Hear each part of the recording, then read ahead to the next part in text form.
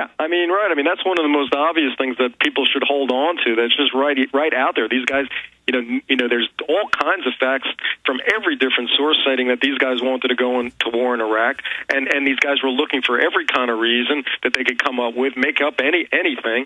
And we know that this whole weapons of mass destruction thing was fabricated. So if there's anything out there that's just been a proven, true conspiracy, it's this thing here. And so that should tell folks, well, maybe every kinds of the specifics of every conspiracy theory here aren't true, but these things actually do happen, where there's folks powers to be are conspiring with things for their own financial and power, advantages. Which is the way it's always been. An amazing hour and 15-minute interview. Doctor, thank you so much for joining us. Again, in closing, the website is brucelevine.net. Sir, we'll talk to you again in the near future. Thanks for spending time with us. Okay, Alex. Bye-bye. Take care. All right, we're going to come back with some key news. I'm going to play some clips that I think are very important from Fall of the Republic. I mean, every time I watch my own film, I'm just amazed at how much info is in it and how important it is to get out to everybody. We'll be right back, ladies and gentlemen. Stay with us. Stephen, we're hearing tonight from two victims of a scandal involving a veteran FHP officer. Sources tell CBS 4 Trooper Paul Lawrence has been fired after his arrest for writing fake tickets. 850 traffic citations he issued are under review. Many of them have already been dismissed. Well, it's kind of sad because these are the people we look up to. This is law enforcement. I mean, who else are we going to go to if we don't have them? And now it seems like you can't trust them. Well, what are we going to do? Well, it's unjust. I don't think it's the right thing when you have law enforcement doing this type of, work.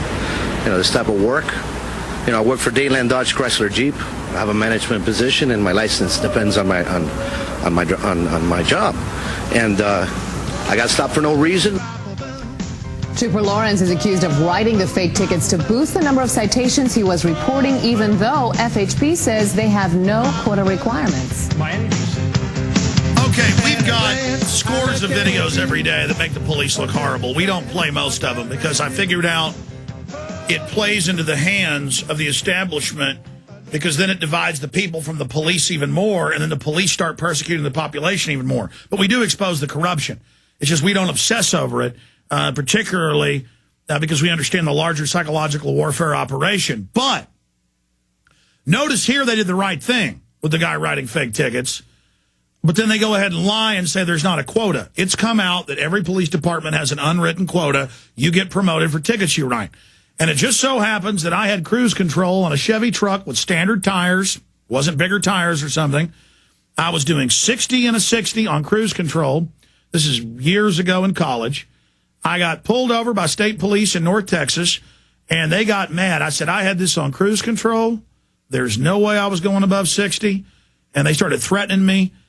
And the point is they went ahead and gave me the ticket, and there was their word against mine. And there are quotas, and it's wrong, and we shouldn't have this type of stuff going on where they throw the book at the American people, but then illegal aliens get let go for speeding. In most cases, they get let go for drunk driving. Or if they get arrested, they get a $1 or $50, depending on the case. I've seen $25 fines, $1 fines. I'm really getting upset by this double standard. And it just shows what a lawless, corrupt government that we have in this society, and how the police have got it in their heads more and more, especially in big departments, that it's okay to do these type of things. Remember the state police in Oklahoma, where they beat up the ambulance driver? This woman's having a heart attack. The cop pulls up on them about 100 miles an hour. They try to get over on the side of the road out of his way. They instantly pull over. He goes to the place he had to go to. Nothing's happening there at a gas station. Chases them down through neighborhoods at over 80 miles an hour, through residential. Pull them over, and they get out and say, what's the problem? And the guy starts screaming at him, you need to learn to get out of my way. Just on a crazy power trip. And the state police lied before the videos were fully released and said that the black ambulance driver had assaulted him. And then it turned out he did nothing. The cop grabbed him, and the guy pulled his hand back. That's assault? Hey, man, we're human beings. You're not God. And I know most police aren't like this, but You got vets coming home, waterboarding their 6-year-olds because they can't do their ABCs. You got vets killing their husbands, killing their wives because they've served 2, 3, 4 tours. They weren't cut out for it. They've flown over the cuckoo's nest. And most of them, 70+% of cops are now former combat vets. A lot of these guys have got screws loose, ladies and gentlemen. And they've got guns. And they've got all this authority, and they're protected when they do bad things to people. Turned out that guy in Oklahoma was a vet. I mean, he's going to a response for a fight at a gas station, and you see him going at least 100. I mean, way up there's this ambulance on windy roads. He flies up behind him. Within 1 second, the ambulance pulls out into the median, over to the grass. He shoots past him, and it's just incredible. And there happened to be a stalled car in the side of the road. They almost smashed into that. Then he drives like a maniac through the neighborhood. And I've seen footage after footage of cops beating people up, and they don't even resist them beating them up, and then they get charged with assaulting them. And cops know they're doing this. Cops, if you've been given the power to engage in this type of corruption, what do you think your bosses are? Who do you think they are? And then their bosses and their bosses. It just gets more and more evil the higher up you go.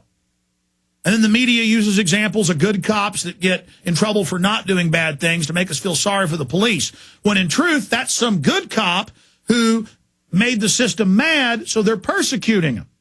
See, I mean, I figured out how this whole system works, and then I've gone and researched separate books written by police chiefs and others, and it turns out what I have instinctively discovered is exactly what they're doing. It's just diabolical to the max. Don't forget our new free Alex Jones Show app for your iPhone to listen free, climbing the charts towards #1. It's number 8 right now in the news section of the Apple iPhone. It's free. Banners at Infowars.com and PrisonPlanet.com. Please spread the word to all your friends and family that have iPhones about it. Great way to turn them on to the truth.